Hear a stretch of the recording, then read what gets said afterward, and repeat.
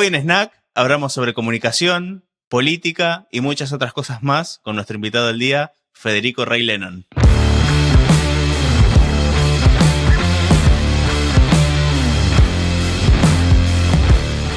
Hola a todos, ¿cómo están? Bienvenidos a un nuevo Snack. ¿Cómo están, Marian? Y bienvenido, Fede, nuestro invitado del día. ¿Cómo andan? ¿Qué haces, amigo? Muy ¿Qué bien. haces, Fede? Bienvenido. ¿Cómo andás, Fede? Muy bien, muy bien. Excelente. Bienvenido al octavo Snack and Friends. Ya. Muy bien. Ya 8, mirá.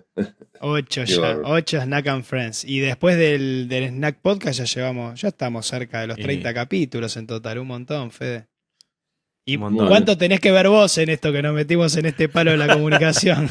Claro, ¿o no? Yo no tengo nada que ver porque después vienen las facturas, ¿viste? Pero bueno, Sí, bueno. algo tendré que ver, sí.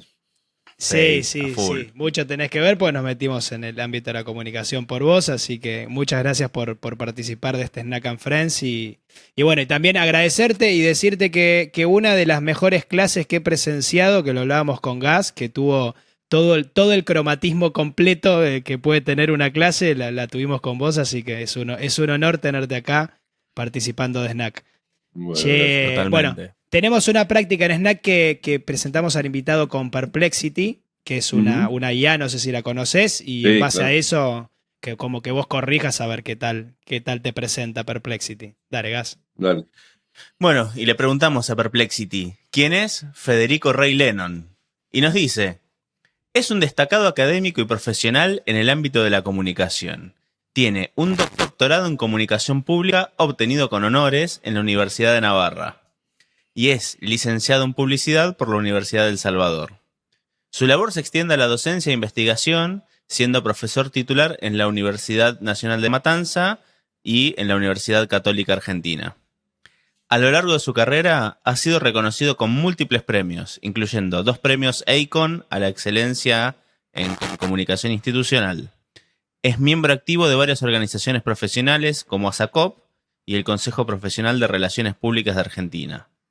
Es autor de varios libros relevantes en su campo. Además, ha contribuido a la investigación académica con más de 800 citas en Google Scholar, enfocándose en temas como la comunicación política y estratégica.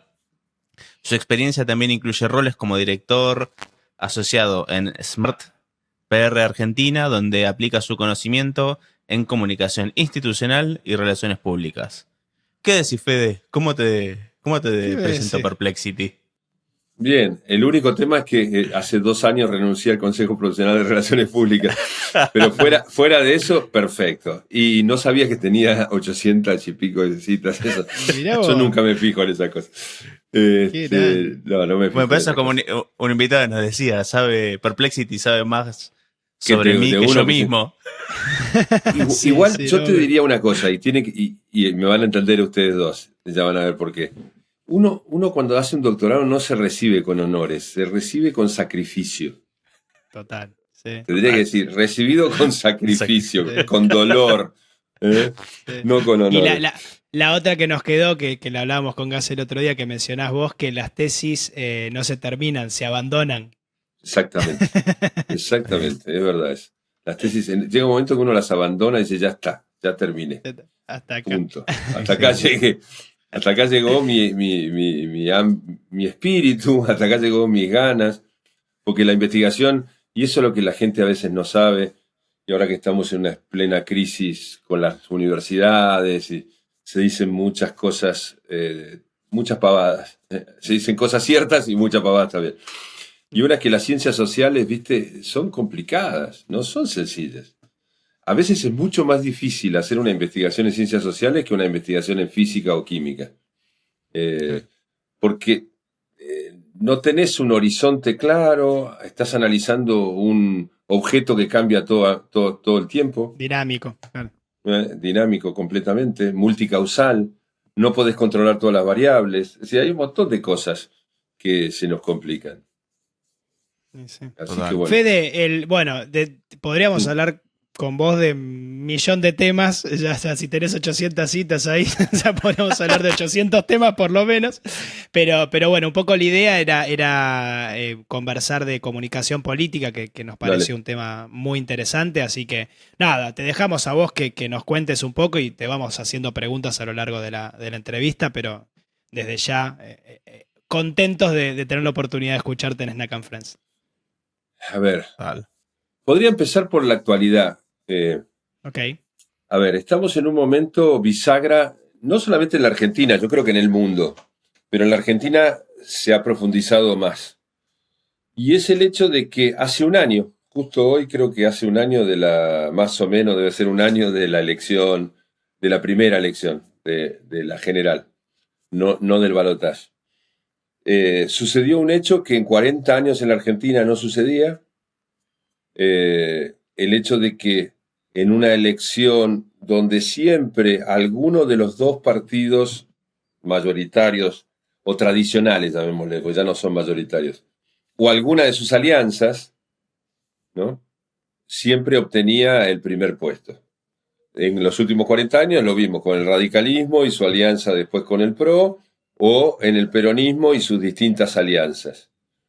Entonces, de pronto, lo primero que uno podía decir es: estamos en un momento bisagra, porque no solamente que gana un tercer partido, sino que ni siquiera era un partido todavía consolidado. Es decir, Milei gana sin tener consolidado la estructura partidaria en la mayoría de los distritos electorales, sin haber recorrido el país, que para nosotros siempre era como una máxima: nadie gana una elección presidencial si no recorre el país. Menem la recorrió 2 veces, digo, para poner un ejemplo claro.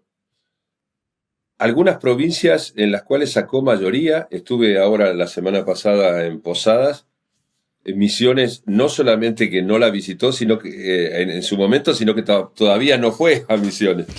Y en Misiones sacó mayoría en una provincia claramente hoy peronista. ¿Qué más te podría decir? No tenía fiscales, no tenía capacidad de fiscalización, no tenía... O sea, con las que dice las máximas del marketing y electoral y comunicación todas electoral. En contra.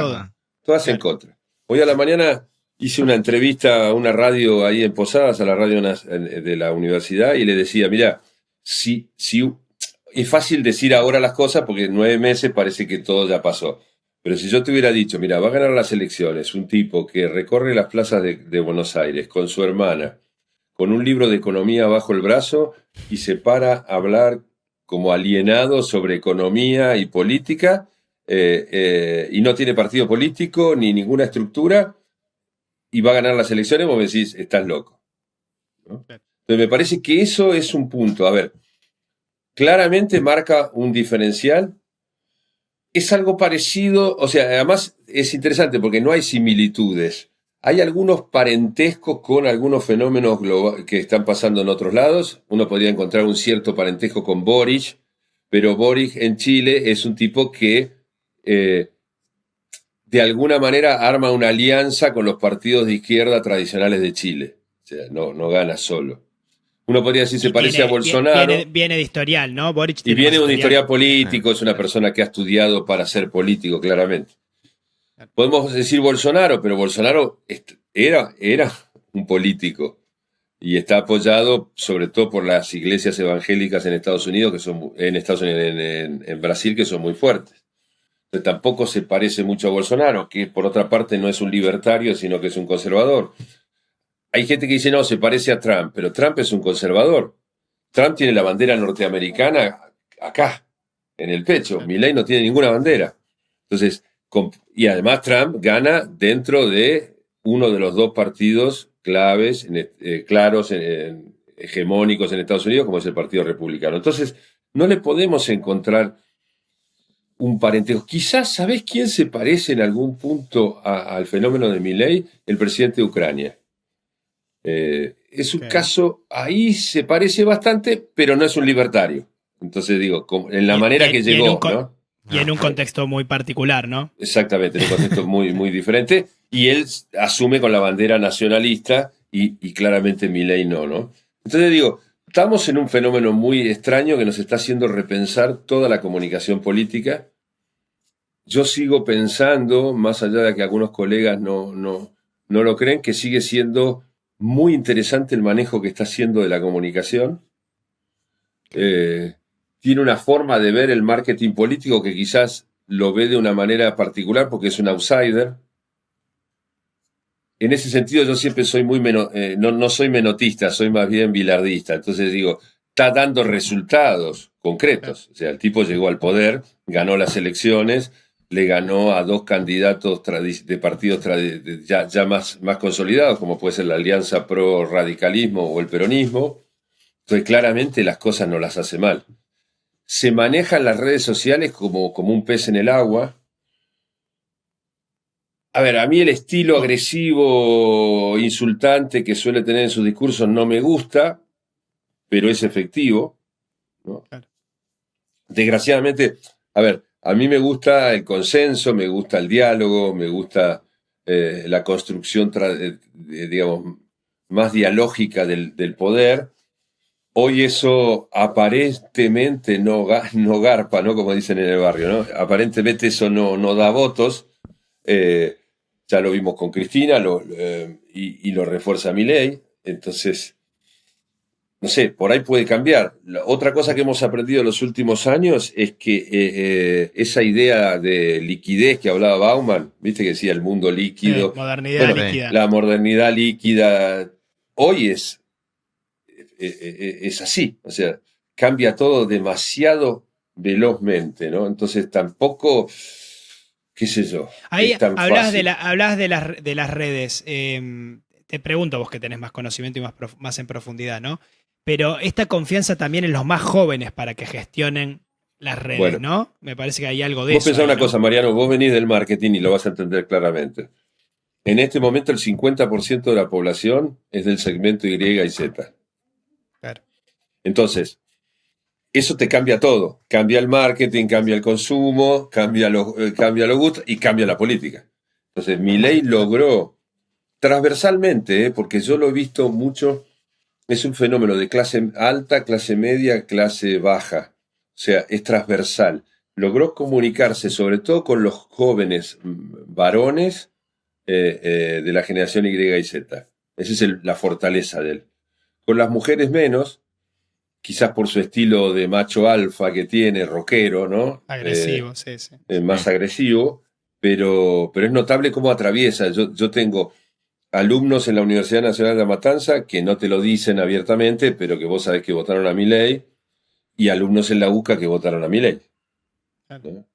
Que en el caso de la UCA sí te lo dicen, en el caso de La Matanza es un votante más silencioso, pero los dos votaron a Milei, ¿no? Y con esa mezcla de sensación de que no quiero más de lo que ya tenía, hay una anécdota que yo cuento, a veces no es mía, es del hijo de un profesor en La Matanza, que él viene de raigambre muy peronista y le dijo al hijo, ¿cómo vas a votar a este si vas a perder tus derechos? Y el hijo le contestó, ¿qué derechos? ¿Entendés? O sea, Claro. es que es muy fuerte, es decir, ¿qué derechos? Si yo trabajo en negro. Si no conseguimos, ¿entendés? Es decir, si mis amigos no tienen otras opciones. Entonces, me parece que siempre los fenómenos sociales, ya me lo habrán escuchado ustedes decir muchas veces, son multicausales. Entonces, se mezclan, justo cayeron muchas causas y una persona que desde fuera de la política las pudo ver. Y quizás justamente las pudo ver porque viene de fuera de la política, ¿no? Porque a veces pasa eso, es decir, el que puede ver las cosas es el que está afuera, ¿no? Viste que yo siempre trato de enseñar en las clases de esa idea, es decir, trata de salir de donde estás y pensar fuera de la caja, creo que es la expresión que usan mucho los norteamericanos, ¿no? Pensar fuera de la caja. Ahí, Fede, te pregunto algo, pero porque se me vino mientras lo comentabas. ¿Podemos verlo a Milei como realmente un tipo que la vio antes de tiempo? ¿O también hay algo de que medio que el azar lo llevó a pegarla y que ahora con el diario del lunes contamos la historia como que parece que que fue todo muy, muy meditado. ¿Cómo lo ves vos? Con lo que conoces un poquito más de fondo y también a nivel opinión, ¿no? Bueno, ustedes conocieron a uno de mis Sí. alumnos más disruptivos. Sí, mira, lo sacamos al toque. Sí, quizás sea mi alumno más disruptivo. Que va a hacer ruido dentro de poco, ¿no? Que va a sonar. No Va a sonar. sabemos, pero está por ahí siempre haciendo de la suya. Pero Pato Russo construye parte de esto cuando Milei gana las elecciones como diputado en Capital, saca como el 15%. Y por eso te digo, es decir, él sí estaba viendo muchas cosas que están sucediendo. Entonces es muy posible que claramente Milei, que de hecho yo lo sé, que positivamente se quedó nubilado con la presentación original que hizo Pato para acceder a la cuenta, digamos, y de alguna manera eso contribuyó. Hoy está Caputo, el pibe Caputo, que realmente también es un tipo que entiende, que ha entendido esto, ¿no? Nos guste o no, como yo digo, si sos bilardista, el tipo lo sabe, ¿no? Claramente lo vio. Siempre el candidato tiene como sherpas, ¿no? Hay otro alumno mío que habla siempre de la metáfora del sherpa. Siempre el candidato tiene como sherpas que somos nosotros, somos, ¿no? Los consultores. Bernays nos llamaba titiriteros detrás del escenario, ¿no? Claro. Suena feo hoy esa metáfora, pero él lo decía Pero algo hay. En 1928 decía eso, ¿entendés? O sea, Claro. algo hay. El que le puede acercar esa visión, que obviamente la tiene que entender y comprender el candidato, porque si no, no sirve. Es muy difícil. A veces trabajar con figuras políticas, lo mismo que les pasará a ustedes, trabajar con los egos de los directores de marketing o de los CEOs, es muy difícil, porque el consultor es una persona que está afuera, está en el límite de la organización. Esa es la diferencia con otras figuras que son militantes o que son asesores, ¿viste? Siempre Carlos Fara hace la diferencia muy interesante entre consultor y asesor. Y una de las características es esa, el consultor siempre está al margen, está en el límite de la organización. Y tiene la capacidad de decir aquellas cosas que la organización no ve o que no quiere ver o que no quiere escuchar. Por eso que también somos un fusible, ¿no? Cuando no funciona, bueno, sí. no hay Cuando resultado. no hay resultado, no funciona. O el líder cree ver otras cosas, los consultores vuelan. Y está bien que sea así. O sea, a ver, es parte del juego, ¿no? Uno a veces se enoja, ¿no? Pero es parte del juego. Entonces yo creo que él ha tenido buenos sherpas y claro, es una persona que también eso es interesante encontrarlo, ¿no? El gabinete de Milei, en su gran mayoría, son solos y solas. O sea, es un gabinete muy, muy contemporáneo en esas características. O sea, es gente que no tiene muchas ataduras, que no tiene mucho que perder. Entonces también eso los hace ser más osados, ¿no? No vienen del palo político, no tienen ninguno de ellos tiene grandes familias, ni grandes tradiciones que mantener, y eso hace que sean mucho más osados que quizás otros candidatos y otros políticos. Interesante esa mirada. Sí, sí. Sí, total. A mí me llamó mucho la atención cuando lo planteaba como yo vengo a cumplir un trabajo, este es mi trabajo, vengo a hacer el trabajo. Es interesante. O cuando te dice Sí, cosas que son disruptivas, como si yo soy el topo que viene a socavar el Estado desde adentro, es decir, ¿no? Es decir, pero que claro, viste que esas cosas hay que pensarlas, sopesarlas y darse cuenta que muchas de esas expresiones son expresiones profundas. O sea, es el sujeto que se está expresando, ¿no? En su propio discurso y que hay que analizarlo. Entonces, eso tiene muchas cosas positivas, pero de pronto si vos estás del otro lado, también te está marcando cosas para preocuparte. Es decir, es eso de decirte, mira, yo no tengo absolutamente nada que perder. Por eso, fíjate una cosa interesante, Sturzenegger se siente como pez en el agua con Milei, no así con Mauricio. Porque piensan parecido, ¿entendés? Porque tampoco tiene nada que perder, ¿no? Entonces también empezás a encontrar una circunstancia. Digo, hay cosas que hoy acaban de sacar, de eliminar la FIP y la aduana juntas de un plumazo y crear una nueva estructura. O sea, tienen esa osadía que en algún punto, si sale bien, todos festejaremos, y si sale mal, bueno, la democracia te da 4 años de posibilidades y luego elegiremos. Otra cosa que tenemos que aprender, nosotros y los norteamericanos. Yo veo la indignación general que hay entre los demócratas y vos decís, es la cuna de la democracia y los demócratas se están comportando como nenes enojados, ¿no? Y acá lo ves también, ¿no? La oposición, viste, ahora se enoja con herramientas que ellos crearon, ¿entendés? Las herramientas de la democracia las crearon ellos. Entonces ahora, como no les cierra, se enojan. Entonces, bueno, hay que aprender. A ver, no pudimos doblar el veto del presidente en el caso de las universidades, cosa que a mí me compete especialmente. Sí, directamente. Bueno, aguantémoslo, qué sé yo. Tratemos de buscar otras alternativas de diálogo. ¿Qué opinas, Fede, de tu opinión como ciudadano, más que nada, no tanto como asesor, como consultor político de lo hecho hasta el momento? A ver, el otro día, y no es frase mía, es algo de lo que escribió Jorge Liotti el domingo, periodista que recomiendo a todo el mundo leer siempre. Jorge Liotti en La Nación, creo que es uno de los periodistas más profundos que hay en la Argentina hoy. Él hablaba de que en el 94 la Constitución, Alfonsín la transformó en una Constitución absolutamente dialoguista, ¿no? Es una Constitución que provoca o busca el consenso todo el tiempo. O sea, no se puede gobernar sin consenso.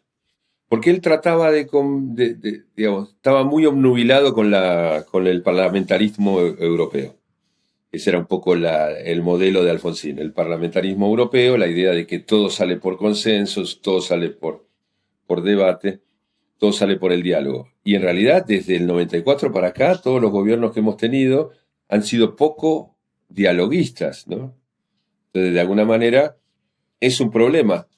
La estructura que creamos para gobernarnos no condice con el presidencialismo extremo que nosotros terminamos favoreciendo. Y creo que hoy en Milei se ve más. ¿Por qué? Porque Milei no tiene ninguna mayoría en ninguna de las dos cámaras. En realidad es la minoría en las dos cámaras. Entonces, se nota más. No se notaba por disimularlo. Claro, en los 12 años de kirchnerismo no se notaba, porque el kirchnerismo en 12 años tuvo mayoría en las dos cámaras. Incluso en el último gobierno tuvo bastante cómodo en las dos cámaras. Entonces, se nota mucho más en Milei esta ruptura que hay entre la letra escrita de la Constitución y la realidad, el realpolitik. Entonces, yo creo que como es una persona muy pragmática, es increíble, porque es una paradoja, ¿no? Porque en algún punto es un tipo muy dogmático, ¿no? Porque realmente él cree en esa anarquía de un libertario, ¿no? Pero por otra parte es muy pragmático. Yo lo que he visto en los últimos meses es un hombre absolutamente pragmático. Es decir, fíjate cómo cuando no logra pasar una ley, enseguida reacciona, ¿no? La oposición lo está criticando mucho, pero en los últimos dos, digamos, vetos armó coaliciones y logró superarlo. No sé qué le costará en el futuro eso, pero eso está mostrando un gran pragmatismo. Entonces, me parece que él va aprendiendo, ¿no? Es como que trata de forzar las cosas y cuando ve que no funcionan, ahí se acuerda de la política.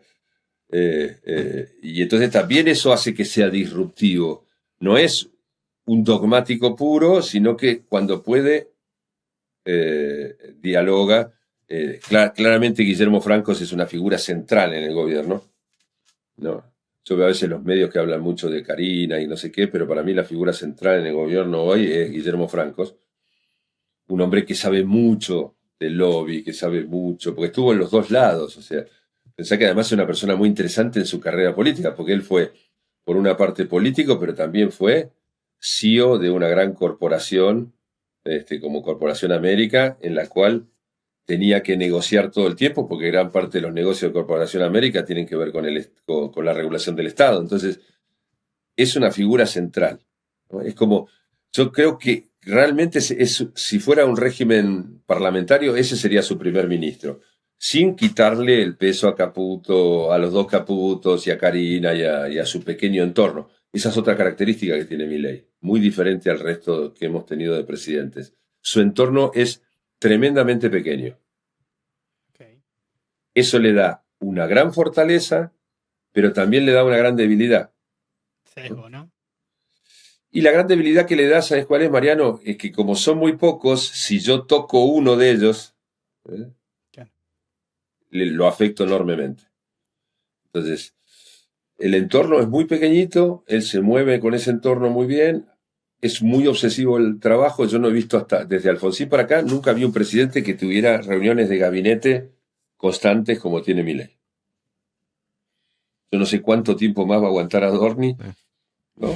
Pero, claro, el pobre tipo, entonces que es una cosa demencial. Todos los días te hace una conferencia de prensa, todos los días está en la reunión de gabinete, porque él participa en la reunión de gabinete, después baja a hacer la conferencia de prensa todos los días.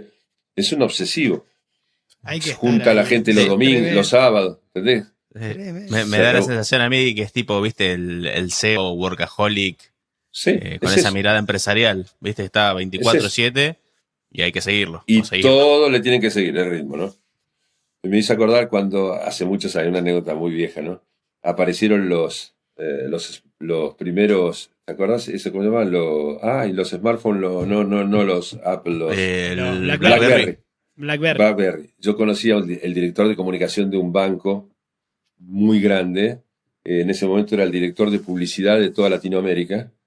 Y entonces me cuenta, en una cena, me dice, le acabo de regalar a toda mi gente en toda Latinoamérica un BlackBerry.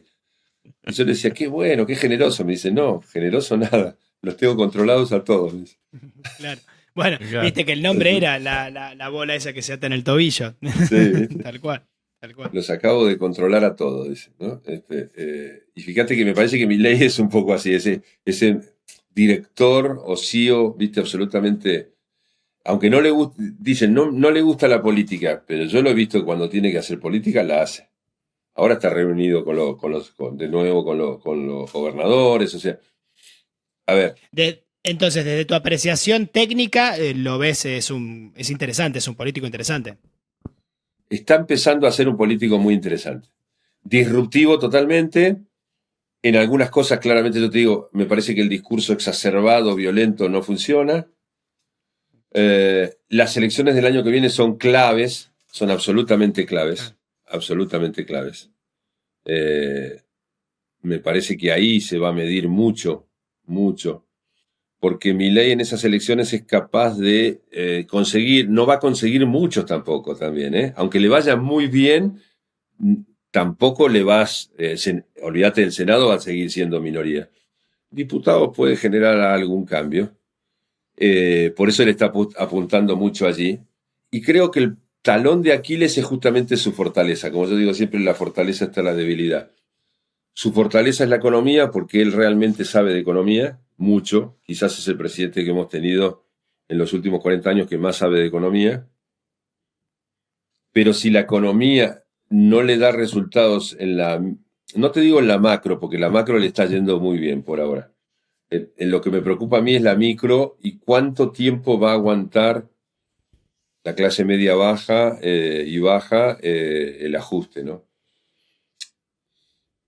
Es un tema. Me parece que ahí está el punto débil, que es su fortaleza, porque hasta ahora todos los logros del gobierno básicamente son logros económicos y macroeconómicos, ¿no?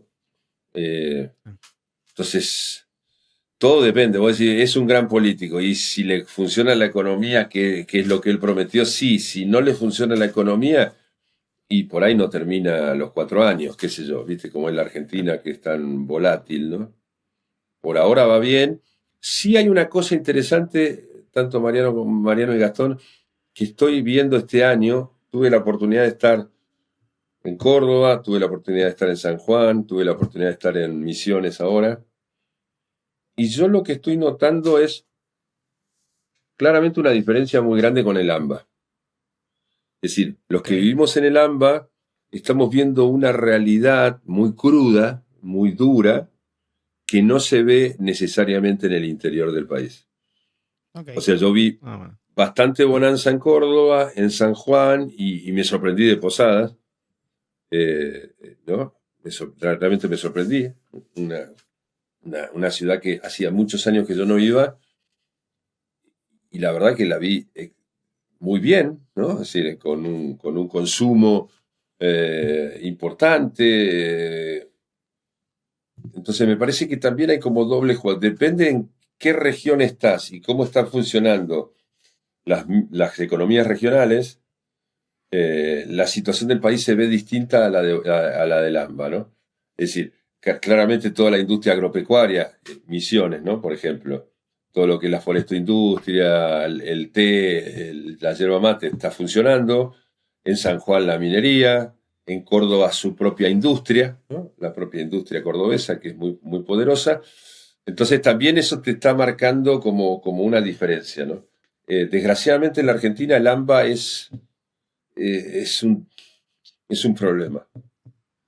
Es un problema porque pueden andar bien fíjate, podrían andar bien todas las economías regionales y si el AMBA estalla, el gobierno se cae. Sí, es el que históricamente te mueve la aguja. Uh-huh. Sí. Entonces, yo me quedé bastante sorprendido con esta cosa, porque digo, siempre hay que mirar mucho, no hay que tener mucha, viste, la carga ideológica es muy negativa para nosotros, los que nos dedicamos a la consultoría en general y a la academia en particular. No, tenés que tratar de evitar tener la carga ideológica porque la carga ideológica te puede confundir, ¿viste? Te sesga Te más. sesga. Sí. Entonces de pronto vos ves esto y decís, che, algo está raro acá, ¿no? Yo no. Claro, vos ves, viste, la gente saliendo por la calle, los boliches llenos, la gente saliendo a comer afuera. Yo hablo mucho cuando voy a esos lugares con el pibe de Uber o de cualquier Cabify, que yo le hablo mucho con él a ver cómo le está yendo el laburo. Y cuando vos ves, mirá, me está yendo bien. eh, traba- si- viste, ahí te está dando un termómetro de que algo distinto está pasando, ¿no? Ves a los políticos con una cara no tan nerviosa, ¿entendés?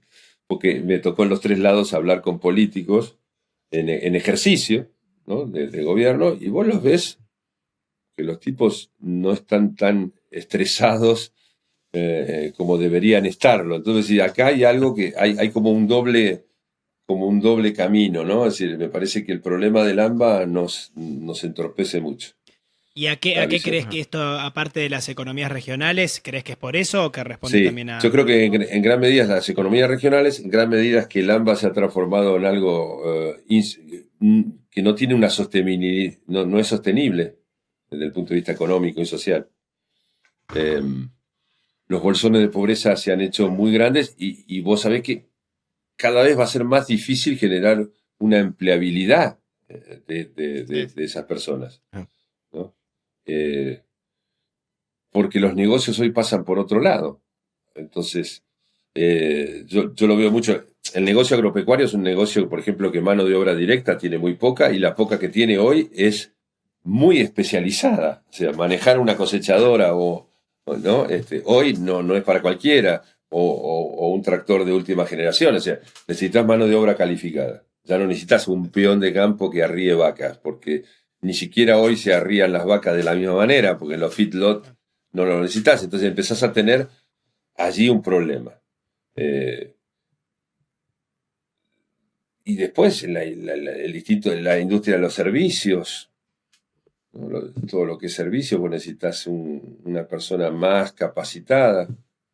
Eh, yo creo que ahí tenemos un problema serio que va a ser muy difícil de modificar en el corto plazo.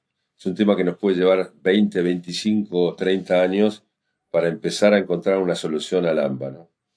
Y claro, el Inmersos problema en un contexto es global también complicado, tremendo. Y complicado. sí. sí. Sí. Porque ahí hay una cosa, mira, interesante. Estoy trabajando en un artículo ahora sobre asuntos públicos, ¿no? Sobre vinculación público-privado, ¿no? Y lo que, lo, lo que estaba marcando mucho es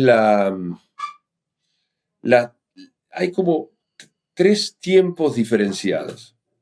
Pensalo, mira, me pareció interesante y lo hablé con bastante. Yo siempre estas cosas cuando se me ocurren después las converso con gente para ver si no es un delirio mío. Sí. Hay como 3 tiempos distintos, fíjate. A partir de la Constitución del 94, el gobierno en la Argentina tiene un plazo de 2 años, porque cada 2 años vos tenés elecciones. Eso pasa en casi todos los países del mundo, salvo en Uruguay. Es una cosa rarísima, Uruguay tiene elecciones cada 5 años globales, o sea, se vota todo. Ahora va a haber elecciones, votan todos, renuevan Senado, diputados, gobierno. Pero después no tienen más elecciones. Nosotros cada 2 años tenemos elecciones. Eso significa que cada 2 años, o sea, el gobierno empieza a mirar el fenómeno eleccionario. O sea, las políticas tienen que ser políticas de muy corto plazo porque tienen que impactar en la elección siguiente. Las empresas, que sería el segundo actor importante en esto, tienen plazos de 10 a 20 años como mínimo. O sea, ninguna inversión va a llegar a un país si vos no le asegurás por lo menos una cierta estabilidad de 10 o 20 años. Depende del nivel de la inversión. Si es una inversión de corto plazo son 10 años, si es una de más largo plazo 20, 25 años. Que si hablamos de empresas que mueven la aguja con las inversiones, Sí. ¿no? Claro, ¿viste? No una pyme, no un flaco que te puso, ¿no? Un kiosco. Estamos Sí. hablando de las grandes empresas. Y la opinión pública hoy, en la situación que Mariano marcaba, ¿no? Global, no solo de Argentina, sino global, es inmediata, el plazo es inmediato. O sea, la persona quiere que vos le soluciones el problema hoy. 2 años le parece mucho y 10 o 20 años le parece una eternidad. ¿Por qué? Porque por ahí no puede mandar a los chicos al colegio, no puede pagar la obra social, tiene que llenar la canasta familiar todos los meses. Entonces, no tiene muchas alternativas, ¿no? Entonces, fíjate que esos 3 plazos son muy difíciles de congeniar, porque claramente no coinciden. Entonces yo lo veo, por ejemplo, decir, bueno, está bajando, decía el otro día un economista, bueno, está bajando el riesgo país, está el Fondo Monetario a nivel global bajó las tasas, lo cual es un beneficio para la Argentina.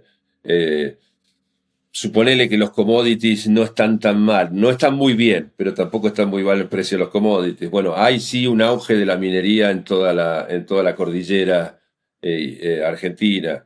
Yo lo veo eso claramente, hay propuestas de grandes inversiones, bueno, pero ¿esto cuánto va y bueno...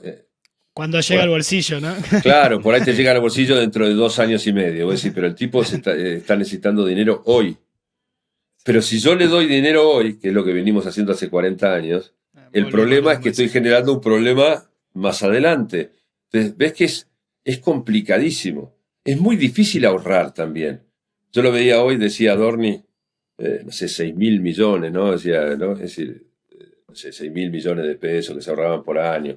Y cuando lo pones en dólares está hablando de ¿cuánto? De millón de dólares. Divilo por 1.200. Pues, 2 millones. ¿Cuánto es? No es mucho, ¿entendés? Sí, O sea, cuando vos lo ves, 5 millones de dólares, ¿no? No sé. Y vos decís, está bien, 5 millones de dólares, ojalá yo lo tuviera, ojalá lo tuviera en la educación pública, con eso podemos construir un montón de escuelas, todo bárbaro. Pero no es mucho. Y el esfuerzo es gigante para ahorrar eso, ¿entendés? Claro. Es decir, hay que hacer un esfuerzo muy grande para bajar el costo desmedido de algunas oficinas públicas, ¿no? Para generar algunas condiciones para que llegue, si no seguimos como Mauricio, que está todavía esperando los brotes verdes que nunca llegaron. El segundo semestre. El segundo semestre, que fue el segundo semestre más largo de la historia de la humanidad, ¿no? Entonces, digo, eso es muy complejo y lo veo yo trabajo mucho en asuntos públicos para empresas. Claro, yo entiendo al empresario, cuando vos le decís, no, espera, invertí, ya va a llegar, pero el tipo te dice, a ver, digo, de alguna manera el riesgo país está marcando esto, ¿sí? Está marcando que nosotros somos defolteadores naturales. Naturales. Total. Está en tus genes, como dije, argentino, defolteador. Este no me va a pagar, ¿no? Pero bueno, pero vos lo decís. Claro, el tipo que está sumergido, yo le digo esto y el tipo no me entiende y está bien que no me entienda. El tipo quiere una solución concreta. Entonces, La lógica también, vos pensás esto, mirá qué interesante. La lógica parlamentaria, la lógica del Congreso, tampoco le cierra a esa persona. Porque el tipo le dice, mirá, no, vamos a discutir una ley. Y nos pasamos 3 meses discutiendo una ley. Y el tipo dice, pero yo necesito comer. Pero la ley se necesitan 3 meses para discutirla, porque si no la discutimos durante 3 meses, posiblemente la ley no sea buena. Porque la lógica de Montesquieu, cuando creó los pesos y contrapesos de la República, estaba pensada en esos tiempos. Ahora, ese tiempo es larguísimo para hoy. ¿No? Es decir, pensar Sí, que sí, una sí. persona le dice, che, tenés que pensar no sé, 3 meses de discusión, una semana, un par de semanas más hasta que se aprueba, después hay que reglamentarla, después hay que publicarla, después hay que tener cuidado a ver si el presidente no sé qué, no sé cuánto, si es constitucional.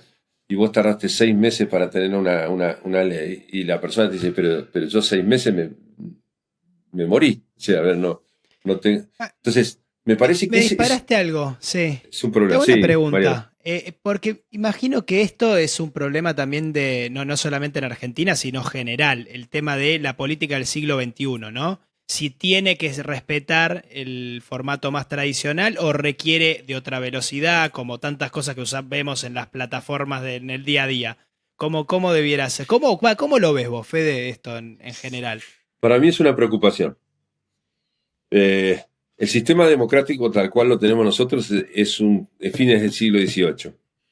Y hasta ahora ha sido el único sistema que conocemos que más o menos corrige errores eh, eh, o desviaciones típicas de la humanidad, ¿no?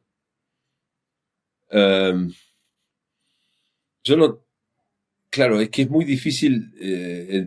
Eso Me es parece que, por complejísimo. ejemplo, la democracia, fíjate, la Constitución del 94, si bien exacerbó demasiado el tema del consenso, introdujo algunas herramientas de democracia directa, ¿no? Que me parece que yo creo que hoy tendríamos que ir en las democracias contemporáneas introduciendo determinadas herramientas de democracia más directa. Nosotros no las usamos, ¿por qué? Porque además tiene una trampa, porque no están hechas digitales. Entonces, no, pensá que la Constitución del 94 dice que si vos podés juntar 1 millón de firmas, ¿no? Podés presentar un proyecto de ley y debe ser tratado obligatoriamente por el Congreso. Ahora bien, hablaba de Claro. firmas de puño y letra. Firmas No. físicas, claro. Claro. Te Si voy a no, decir, un Santi Maratea te la junta en 10 minutos. pero vos fíjate, mirá qué interesante, Mariano. Hay por lo menos 4 proyectos de ley cajoneados para transformar esa normativa, ¿no? Para equiparar la firma digital a la firma de puño y letra. Pero están cajoneados. Entonces, me parece que allí hay elementos que se pueden introducir que serían muy adecuados, sobre todo para la generación Y y Z, la lista única. O sea, a ver, muchachos, tenemos por primera vez una boleta única en papel.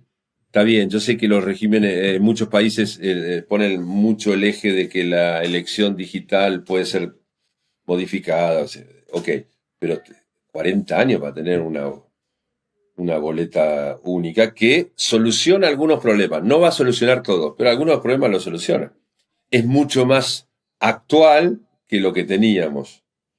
Igual ya quedó vieja, porque como tardamos tanto, Yo- a ver, Fede, desasname, pues yo no lo entiendo y hasta es algo que me pone bastante nervioso. Yo digo, tenemos una aplicación que entramos con datos biométricos. sí, claro. ¿Por qué carajo no podemos votar con datos biométricos o alguna cosa? No, La verdad, no lo sé. Ay, Porque dicen que los hackers, siempre está eso, Pero los como el gran hackers temor a la hackeada.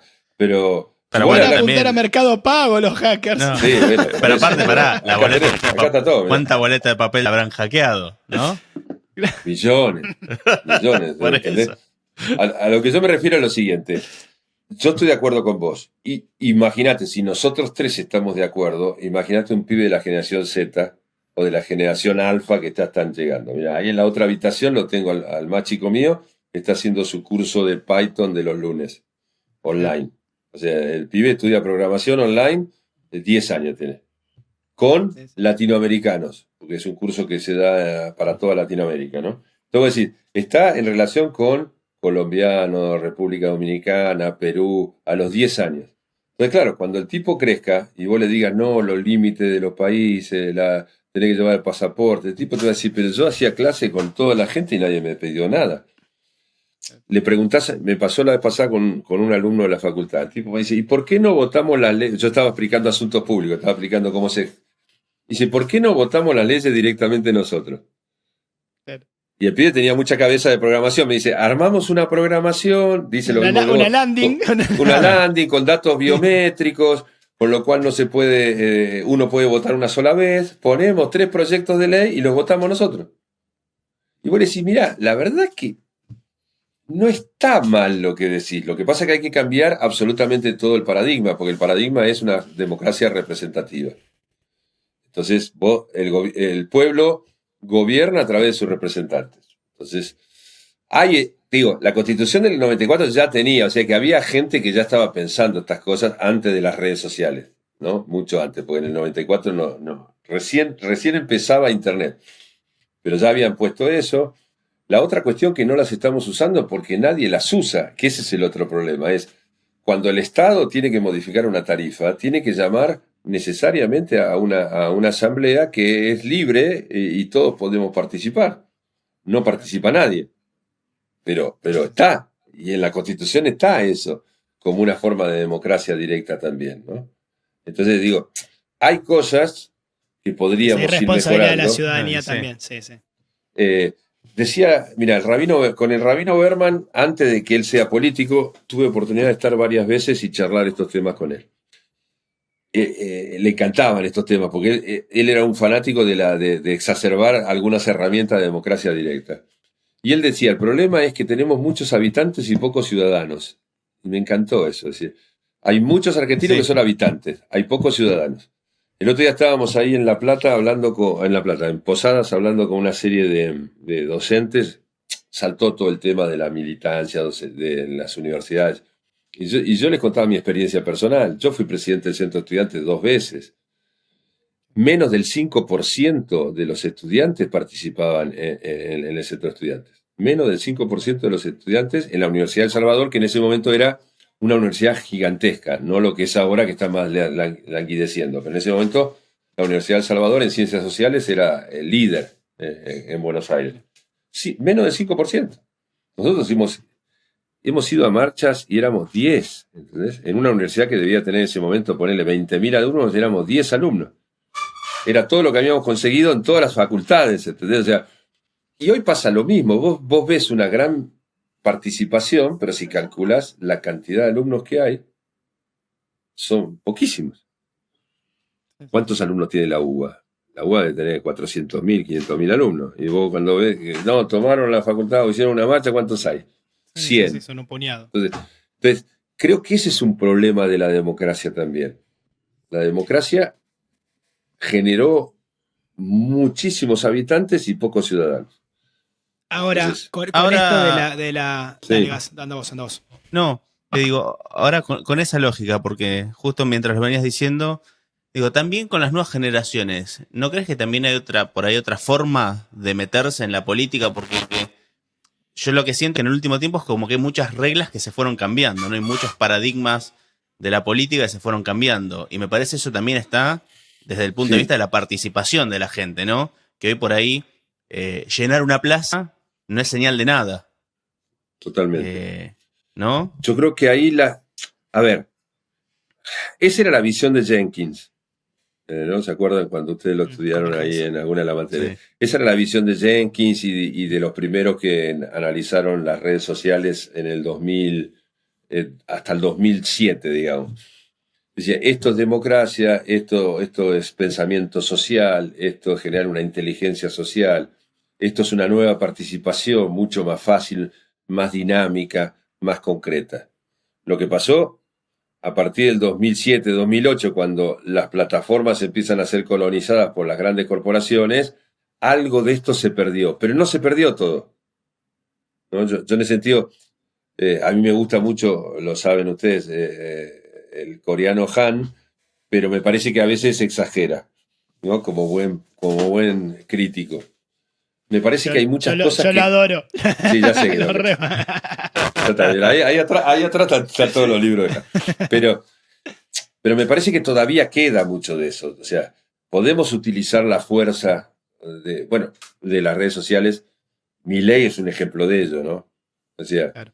Un outsider de la política que solo puede llegar gracias a que existen las plataformas digitales.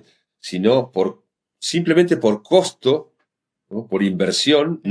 no hubiera podido llegar nunca, Ujú. ¿no? Por recursos, no tenía ni recursos físicos ni económicos para hacerlo. Las redes facilitan esto. También las redes podemos decir, sí, están todas las burbujas, la que exacerba, la violencia. Yo creo que la violencia está en la calle, la violencia está en otros lados, y después aparecen las redes, ¿no? Porque genera, pensar que nosotros somos violentos por Twitter y vos decís, bueno, ¿cuánta gente participa en Twitter? Entonces, y el resto de la gente por ahí ni siquiera entró nunca en su vida en Twitter. Entonces, me parece que hay cosas que tienen que ver más con lo off que con lo on, si bien lo off y on están hoy absolutamente mezclados. Entonces, yo creo que la democracia debería, como dice Gastón, tomar estas nuevas generaciones, ¿no? Que creo que son mucho más hábiles para navegar en estas plataformas y generar otra forma de interacción, ¿no? Que no está ni bien ni mal, no es ni buena ni mala. Se me disparó una pregunta a la galera, pero que puede ser interesante. ¿Cómo tiene que ser el político de la segunda década del siglo XXI? Uf, si yo supiera eso, tendría una Ferrari. Digo. A ver, yo creo que básicamente tiene que ser una persona, mira, muy empática, y para ser muy empática tiene que saber escuchar. Para mí la clave es la de siempre, ¿no? Es saber escuchar lo que está pasando. Claramente las generaciones jóvenes la van a marcar, si ya son el 50%, imagínate, en la próxima década ya los silenciosos van a haber desaparecido, ¿no? Mi mamá cumplió ayer 90 años, anteayer, el sábado, 90 años. Claramente la generación de mi madre, que es la generación silenciosa, ya desaparece. Queda la generación mía, que son los baby boomers. Yo soy de los más jóvenes de los baby boomers, pero tampoco ya somos muchos. La generación X todavía va a ser importante porque va a ser la que va a manejar determinados hilos, sobre todo por una cuestión de edad, pero claramente vienen los jóvenes y vienen con una fuerza enorme. El otro día los retaba a muchos directivos políticos que había ahí en la charla, directivos de colegios, de universidades, profesores. Digo, estoy cansado de escuchar las quejas con respecto a la generación Z, ¿no? ¿Por qué no los escuchan? ¿Por qué no ven por qué reaccionan así? Tienen un montón de habilidades sensacionales. Por supuesto que, a ver, y Gastón me va a entender ahí, por supuesto que escuchan una música espantosa, pero otras cosas las hacen bien. Otras cosas las hacen bien. O sea, son súper hábiles, conocen redes, tienen una multitasking, tienen una preocupación social que la desconocíamos, porque al principio uno pensaba, no, bueno, estos chicos son demasiado individualistas, no sé qué, pero lo estamos viendo. Se preocupan por cuestiones sociales y políticas. Entonces Sí, digo, por ahí lo que tienen esta oscilación, ¿no? Que pasan de preocuparse un montón por una cuestión política y después a los 10 minutos por ahí están pero en porque otra. tiene que ver con ese multitasking provocado Sí. por este consumo exacerbado de lo digital, ¿no? Entonces saltan así, pim, pim, pim, pero son muy efectivos. O sea, la verdad que a su estilo, claramente no es el nuestro. Entonces, pero esa onda de criticarlo, yo veo los artículos, la verdad he visto de recursos humanos, todos los especialistas, ¿qué vamos a hacer con la generación Z? Y no sé, adaptaste. O sea, ¿no? Darwin, No, es que Darwin, no queda, pero no queda Sí. otra. O sea, ¿qué pero vas a hacer? es darwinismo puro. O sea, el problema es que lo entendemos más mal a Darwin, que creemos que el mejor es el más fuerte. No, Darwin no dijo eso. Darwin dijo que el mejor es el que se adapta. El mejor en realidad, ¿se acuerda que decía Pato Russo el otro día? Es la cucaracha, ¿no? No, la cucaracha es el que se supo adaptar mejor que ninguno. Sí. Entonces, claro, es un animal pequeñito y espantoso, ¿no? No es el más lindo. Y bueno, en el mundo político pasa lo mismo. Hay que adaptarse. Pero para adaptarse tenés que aprender a escuchar. Por eso es decir, no la ven, pero quizás porque nunca la escucharon bien, porque no pueden bajar. Ese es otro problema importante. Tiene que ser un candidato que pueda bajar, esta luz me está matando. Es un candidato que pueda bajar al llano, escuchar, ser empático, tener esa capacidad enorme de adaptación, porque los tiempos son muy veloces. Pensá, hace 2 años atrás, ¿quién hablaba de inteligencia artificial? Nadie. No, ay. Entonces, hoy es la obsesión de todo el mundo. Todo pasa por analizar la inteligencia artificial, ¿no? Que es el gran cuco también, ¿no? Sí, sí. Yo en Córdoba me sorprendí, en el congreso que hicimos con ASACOP, uno de nuestros socios que se dedica sobre todo a Big Data, trajo un especialista en inteligencia artificial y el tipo en el estrado, ¿no? Con su computadora armó una candidata virtual. Uf. ¿Qué hizo? Tomó investigación de mercado, ¿no? La cargó a un programa de inteligencia artificial, lo hizo leer en ese momento, ¿no? Decidió el propio programa que sea una mujer, ¿no? Y empezó a hablar con nosotros. O sea, vos le tirabas la pregunta y te contestaba de acuerdo a la base, a esa base de datos y tenía como una especie de plataforma política ya armada, ¿no? Entonces, bueno, entonces vos decís, ¿cómo va a ser el político? Posiblemente esa utilización... Posiblemente sea una IA. Claro, O sea, digital. una O sea. No, pero digo, eso nos da a nosotros una gran posibilidad, ¿entendés? Una gran posibilidad de poder monitorear en directo los cambios en el entorno y poder ir adaptando sin perder los valores, porque me parece que una de las cosas que es importante es esto también te puede hacer perder los valores tuyos, de cada uno. Ese candidato seguramente tendrá una forma de ver el mundo, tendrá una serie de valores. Esos valores deberían ser constantes, porque si no, tenés una especie de candidato esquizofrénico que todo el momento cambia, y eso tampoco sería bueno. No creo que los los valores más jóvenes... Sí. que los valores sean el punto de apoyo, ¿no? Claro, porque no creo que... o sea, lo que nosotros llamamos en institucional o en la identidad, ¿no? Habría una identidad construida, que claramente la identidad también necesita una sinergia con el entorno y un cambio, pero es mucho más estable que los cambios coyunturales de temáticas o de propuestas, ¿no? Claro. Pienso que eso no se va a perder porque los jóvenes lo van a valorar mucho. Me hace acordar, ¿te acordás ese candidato, ese osito, ¿no? En esa serie, ¿te acordás la serie inglesa Black Mirror? Creaban un candidato que era un osito. Ese no. Y ganaba las elecciones de Inglaterra, supuestamente. Waldo. Fíjate que el capítulo se llama Waldo. Y Waldo es un osito, como un osito de peluche que interactúa políticamente, ¿no? Y que tenía justamente, fíjate la intuición de quienes hicieron eso, tenía un discurso bastante agresivo. O sea, Waldo era tremendamente agresivo con los oponentes, ¿no? Pero un osito. Era un osito, claro, parecía como amable, un osito amable, pero era tremendamente... Entonces también es un poco lo que nos está pasando, ¿no? Es decir,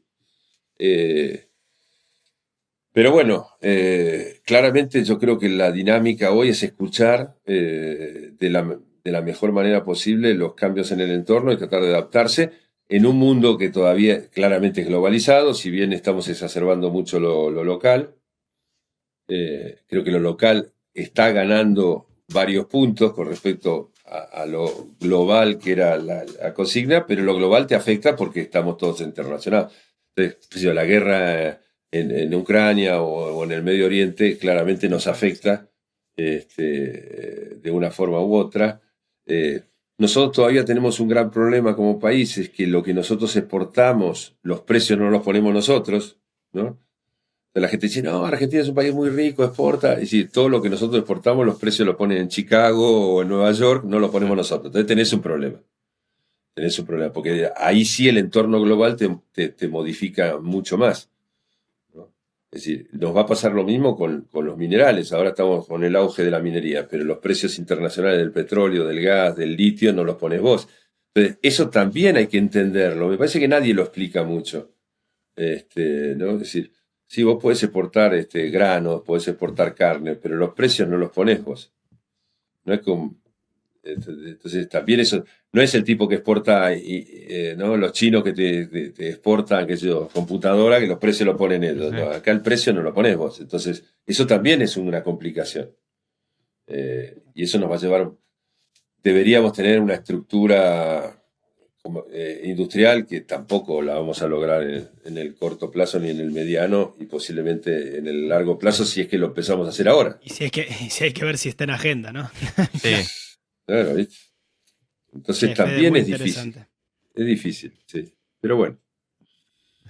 ¿Viste? Eso para... Yo siempre digo, no sé cómo Netflix tiene asociados en Argentina. Así es mucho más divertido ver la realidad. Ya, la realidad es maravillosa. ¿Para qué vas a ver Netflix?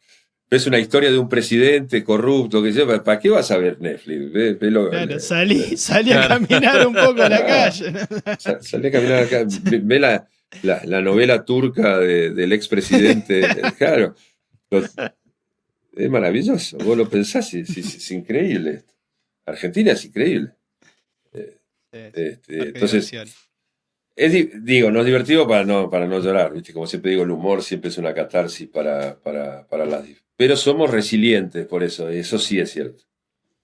Somos un país resiliente, un país que es capaz de reformularse todo el tiempo, y eso no deja de ser observado por todos lados.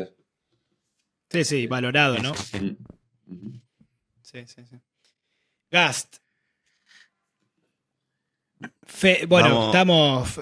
Estamos cerrando. ¿Tenés alguna pregunta para Gas? Sí. No. Ah, no, ahí, bueno, no, que si tenía Gas, pensé que ibas a hacer una pregunta. No mareaste, Che, Marian. Fede. No mareaste. Sí.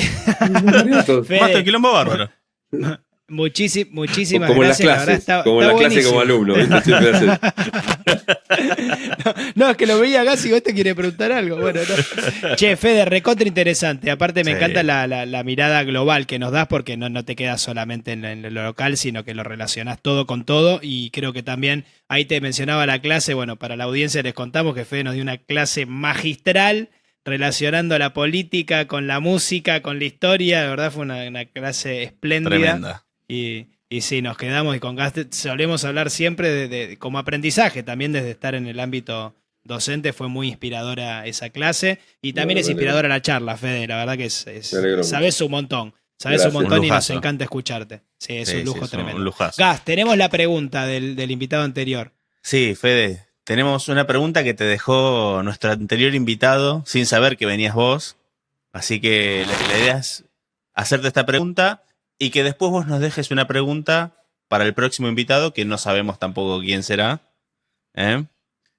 Y la pregunta que nos dejó dice, ¿cuál es el mayor valor que tenés en tu vida? Qué buena pregunta, Mario, ¿no? Decía, qué buena pregunta, Mario. Tranqui. El mayor valor que tenés en tu vida. Yo creo que tratar de... ¿Sabes qué? Yo creo que tratar de ser humilde. Tratar de serlo, no serlo, sino siempre tratar de serlo. Tratar de buscar siempre una actitud más humilde, en el sentido de la humildad como una... Fíjate que la humildad, como yo la veo, es poder ver al otro, ¿no? Que el otro te importe, me parece que eso es más... Yo diría eso, mira. Siempre en tratar de serlo, no es que yo creo que lo soy, ¿no? Pero es una cosa que me he impuesto a lo largo de mi vida, siempre buscar ese punto. Es dificilísimo, siempre es una construcción, ¿no? Porque el ego, porque hay un montón de otras cosas que las broncas, ¿no? Pero siempre he intentado tratar de practicar eso. Está buenísimo. Está buenísimo. Y aparte para investigar y para la mirada desde la parte de la investigación y todo es muy necesario, ¿no? El poder totalmente. liberarse de los sesgos, lo más que se pueda. Lo más que se pueda, ¿viste? Nunca es, pero bueno. Sí. Tal cual. Así que buenísimo, Fede. Y Fede, ¿qué pregunta nos dejás? Muchísimas gracias, me encantó. Sí. La pregunta, ¿verdad? Claro. Sí, ¿Qué pregunta nos dejás para el próximo invitado? A ver qué le podríamos preguntar al próximo invitado. Picante, picante, ¿eh? Claro. Metele ¿Qué cree, picante. qué cree que debería mejorar en su vida?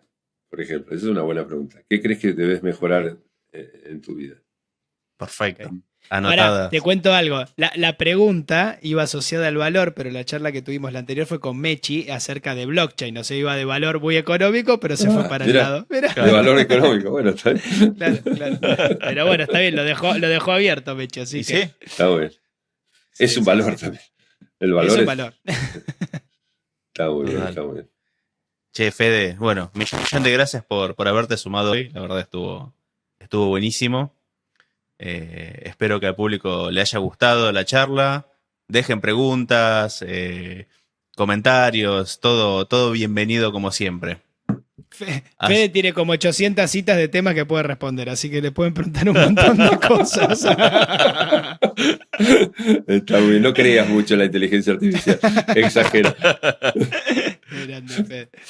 Bueno, Fede, buenísima Bueno. la charla. Gracias por todo, gracias por participar y bueno, Gracias, y bienvenido a este espacio de Snack and Friends, que mucho tiene que ver por habernos involucrado en el doctorado que dirigí, Fede. 100%. Así Bueno, que muchísimas te gracias, agradecemos chicos. mucho. 100%. La verdad. Así que bueno, Muy agradecido. muchas gracias, Marian, Fede, y nos vemos en el próximo snack. Chau.